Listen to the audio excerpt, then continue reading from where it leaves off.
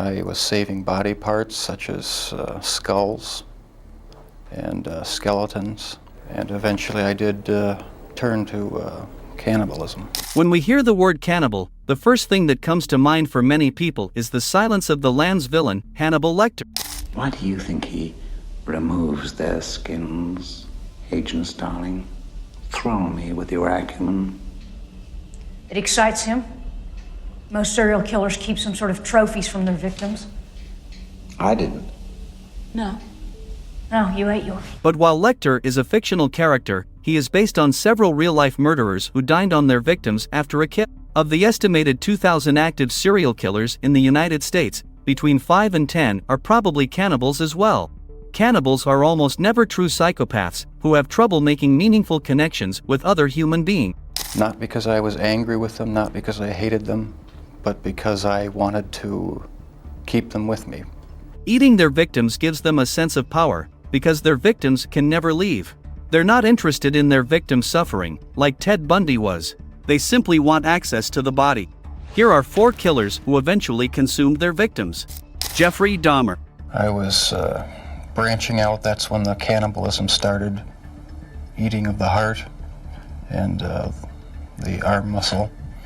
It was a way of making me feel that they were a part of me. Jeffrey Dahmer's crimes were so heinous they made headlines around the world. For more than a decade, Dahmer lured men to his apartment with the promise of sex or money and drugged his victims before dismembering them.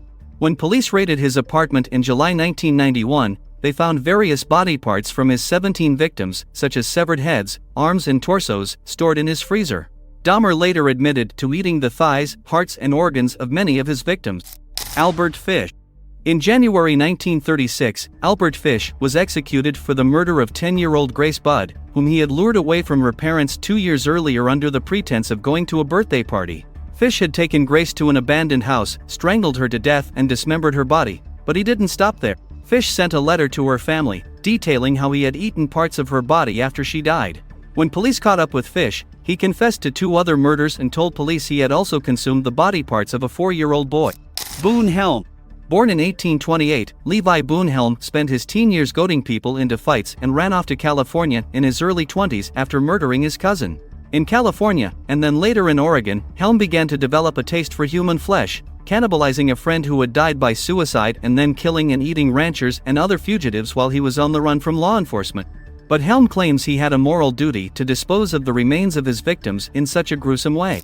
Andrei Chikatilo. Nicknamed the Butcher of Rostov and the Red Ripper, Andrei Chikatilo was one of the most prolific killers in Ukraine, confessing to 56 murders during his 12-year-long crime spree. Some experts think Chikatilo, who started killing in the late 1970s, became interested in cannibalism at an early age. He claimed his mother would tell him about an older brother who had been killed and cannibalized by their neighbor. Chikatilo was arrested in 1990 and executed for his crimes in 1994. That's all for today, folks. Subscribe to MJ Facts for more true crime content.